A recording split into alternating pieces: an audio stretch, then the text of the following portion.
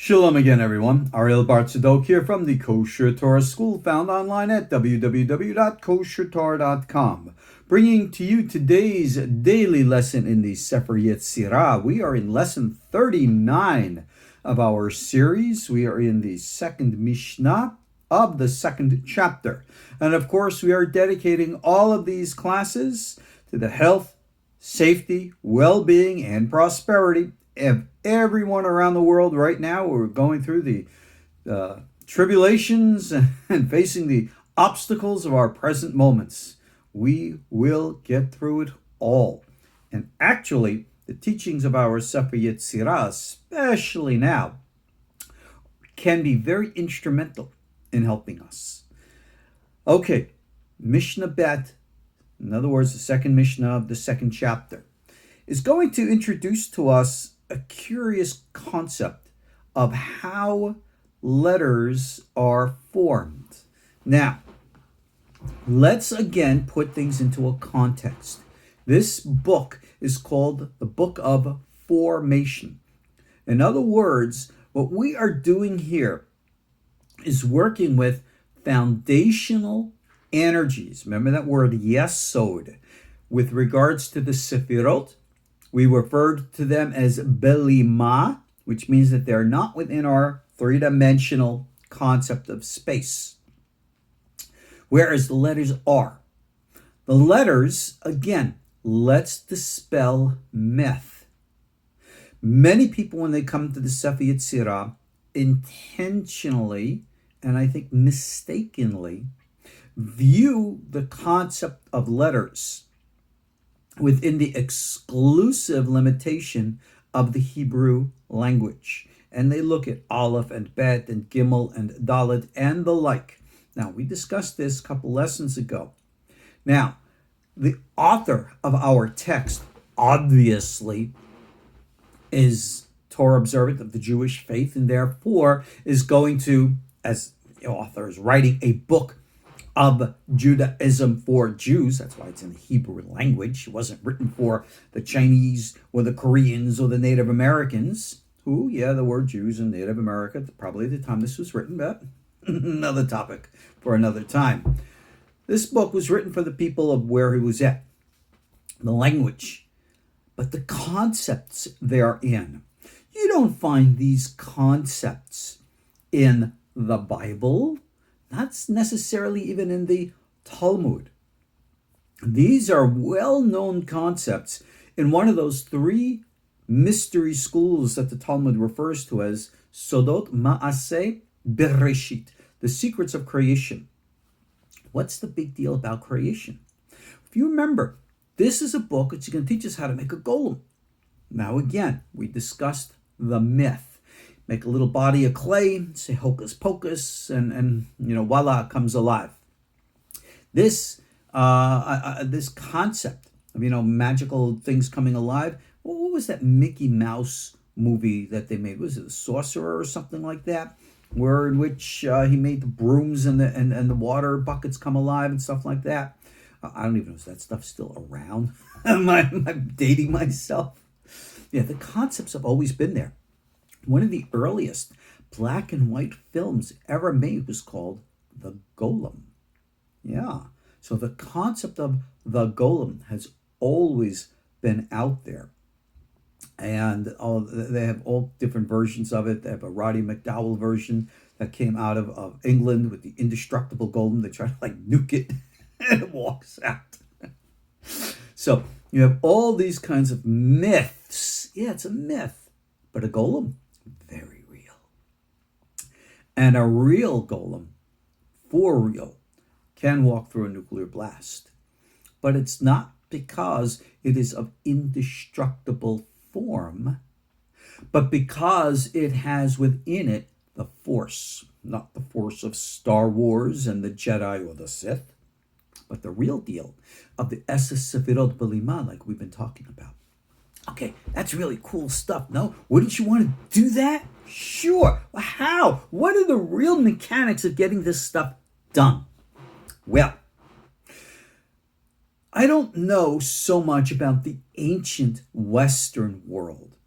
I don't know about ancient Egyptian, Greek, Roman, Babylonian, or even Persian mystery groups and what they were actually able to perform. They had a lot of deep secrets and all those things, and there was such an overlap between cultures. But only in the modern day Tibetan Buddhist tradition that I am aware of, and I confess this is a limitation of my knowledge, not an overall statement. Only the Tibetan Buddhists have understood, like we do here in Judaism. When it comes to reciting letters, which we'll get into the concept of the recitation in our later studies, people today, and I see the videos that people make, and they make terrible mistakes. They don't know how to pronounce correctly. They don't know how to work with the letters correctly. Listen to the Tibetan Buddhist chants, Dalai Lama kind of stuff, that deep resonance sound that causes vibration. They understood. I have seen a video online, I'm sure you can Google this, in which the Tibetan Buddhist monks would be sitting in their cold, school, and they would bathe themselves in cold water. They would take cold, towels, dip them in cold water, wrap them around their bodies, and through the power of their meditation, dry out the towels, literally evaporating the cold water, heating up the whole place. They did this on camera, so you can't say this is, hearsay. No, this is real. They have that power. There's only one other person in the Torah world who I knew who had that power, and that was Rabbi Yitzhak Kuduri. Rav Kuduri, the old Mikubal who became so famous towards the last years of his life, was less than that famous beforehand. I knew him personally. I had the honor of studying with him.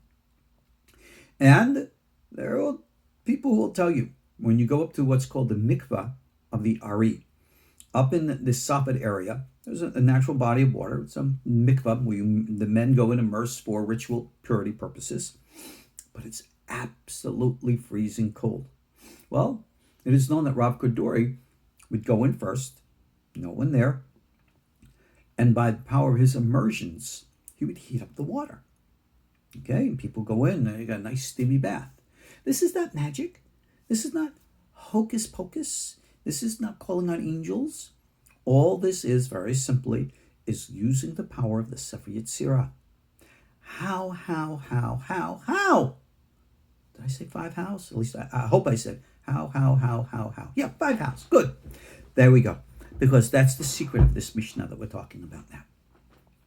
The Mishnah, number 2, states, 22 otiot yesod, 22 foundation letters. So 22 letters are the foundation. Now, please remember, we are talking about letters within a Judaic context. They are primordial sounds.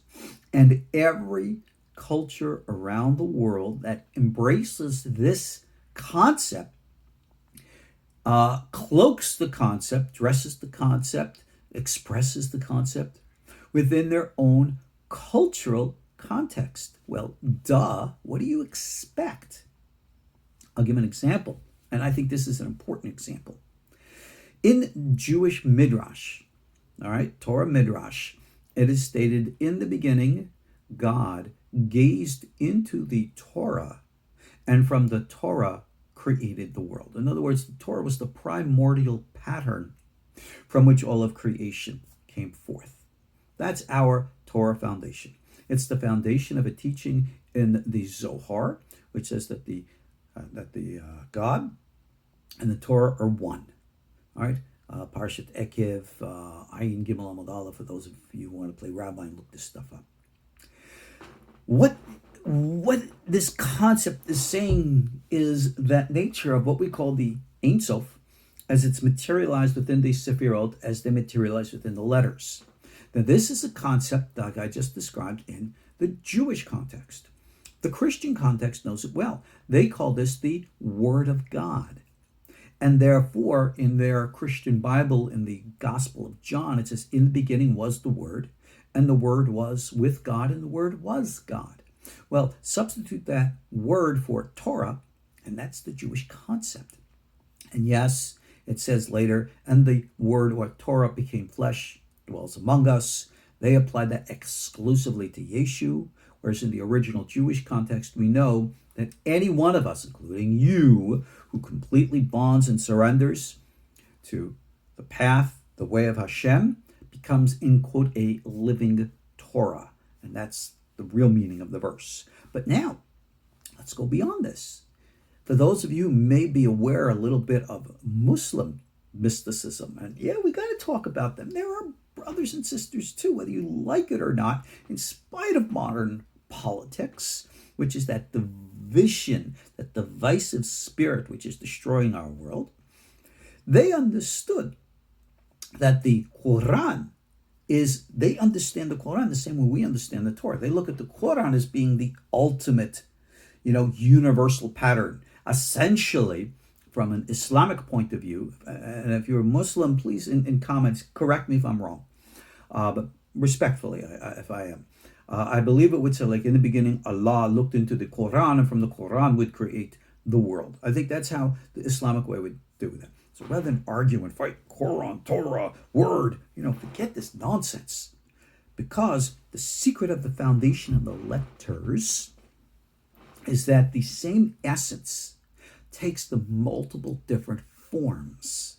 And each of us, like spokes of a wheel, emanate from that source. So that's why the letters are called Yesod, foundation. Because a letter is a sound, not necessarily a form. So it doesn't matter if it's an aleph, an alif, or an A, or an alpha. It doesn't matter. It's still the same. Okay? That's what you have to understand. This is the secret of unity. Hey, if we really want to talk about, messianic times and uniting the world, well, this is this way it's got to be done. And how does the secrets of Maaseh Bereshit accomplish this? Simply because Maaseh Bereshit is really science. It is really a Torah's perspective of understanding the fabric of our space-time. So essentially, this is a spiritual technology. I don't know if it's that dissimilar to what modern theoretical physicists are doing with their big colliders and the like. They're trying to, smash particles to discover the fabrics and secrets of how the universe works. Well, that's what this text is all about. So, with this understanding of the universal nature here, this is a unifying factor, because as you practice it, as you gain experience, and it doesn't matter if you are a Torah observant Jew or an atheist Jew. It doesn't matter if you're a man or a woman. It doesn't matter what your religion is, what your background is, whatever. If you are functioning in the proper, correct, like we say, the right means, in the right hands will work the right way. And therefore, these techniques are meditative. They are sound oscillation techniques. And what do? It gives here 5 things. Hakakan, Chatzavan, Tzarafan, Shakalan, Hamiran. All right? 5 things. Engraving, carving, permutating, weighing, and flipping or reversing. And then it says, V'tzar bahem, and then with these letters, tsar means to form, Yetzirah, that's that word here. All that is to be yitzur, anything that has been formed, ve'et kol ha'atid latzur, and everything that in the future will be formed. We are dealing here with the primordial sounds. And it gives us here 5 techniques which need to be worked together. Later Kabbalists will associate the 5, of course, with the 5-level soul, which is the Nefesh, Ruach, Neshama, Haya, Yechida, which corresponds to, if you will, physical consciousness, emotional consciousness, mental consciousness, intuitive consciousness, and cosmic consciousness. That's really, in a nutshell, of course, we have whole classes on that, but this is the process. Reb Chaim explains it to us, all right? I'll sum up his words, being that we're really short on time. Hakika, you have to engrave. When you come to the form of a letter, which is a sound, you have to be able to experience its unique identity. Remember we talked about Hadar, expressing out and then restricting in to find the balance? Well, this is what we have to do with each and every letter. So this is a process. The Hakika is the engraving. You're going into the primordial prima matter, and you have to delve into it to experience, to express, to discover the individual potentials within it. In Chaim Vital's Otzrot Hayim, the story of the evolution of the worlds, we have a course on it if you're interested. He writes, why did God create the universe in the first place? I mean, if God doesn't need the universe and it's all an altruistic blah, blah, blah, what's it all about? And he states, so that God could be called by his names. Because how can God be merciful if there is no one to whom to show mercy? It's a nice, lovely way, but understand what that means. Everything in the ultimate source, prior to its materialization, existed only in a state of potentiality. And life and existence is taking the potential and making it actual. You want to get a little bit more symbolic? Think of what we call God, the original whatever, was asleep. And that the expression of materialization is its awakening. So as you are awakening, you have all these potentials within which have not yet materialized. What do I do with them? Number one, identify. Chokek. You have to take and start separating out all that which blurs its distinction. So when you're making sounds, the sound in itself, that's all you want. But it has to be associated with a mental construct which is vibrating through the sound and therefore creating the clarity in your mind and consciousness at the physical, emotional, mental, intuitive, and essential level. Cosmic, becoming physical. Hatzivan. Once you take an engrave, you have to remove everything, separating it out so it can stand on its own. The thought, the feeling, the idea, the intuition, whatever it is. And then, once you have it, what exactly is it? Tzarafan. Take it. And just like we learned in our previous chapter about the letters Yud Kei Vav with the 6 directions, Tzirofa means to actually permutate. So let's use an example of ABC. If I have now the identity of an A, I got it. I have an identity of a B, I got it. I even have the identity of a C, I got it. But what do I have? ABC?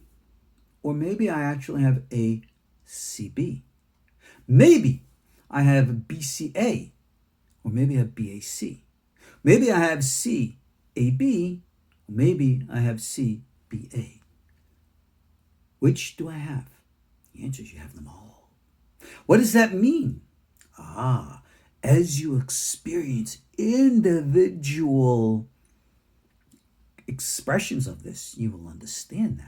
Because you will identify associations, expressions, boundaries, and, if you will, inner personality essences, call them revelations. And then you got to figure out what it all means. That's called shakalan, weighing it down. Weighing it means to define and decide exactly what are my parameters? What does it mean? How do I form this? What do I do with it? And then hamiran. Take it and you look at it like this. Take it, look at it like that. In other words, you can have its mirror reflection and image. So all of these potentials, all of these combinations exist. You have to recognize the potential and materialize it into the actual. For the function of the meditative techniques, I've taught that in my other classes. I taught that in the extended 40-hour class of the Sefer Yetzirah, available if you want it. If you could look on Kosher Torah, you'll see the Torah class based on Shadi Kiddusha, the 4th part, which is Torah-based meditative practices. I have my basic meditation course, which if you look down there, you'll see it's a connection there. All of these are a means to an end.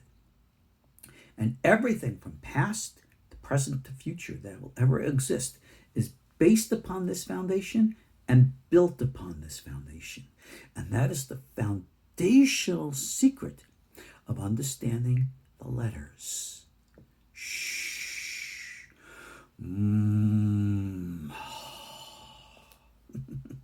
Remember from our previous Mishnah? Tantian breathing, focusing. That's what this is all about. We can do this. This is a real technology. No, you're not going to have results like that, just like anything else. But if you start the path and walk it, you'll never know what you can accomplish. Whereas, if you don't walk the path, then you will never accomplish, and you will never know what you miss. The choice, obviously, is yours. That is our second Mishnah here. God be willing, we'll pick up in our next classes. Ariel Bar Tzadok, KosherTorah School, KosherTorah.com. See you next class.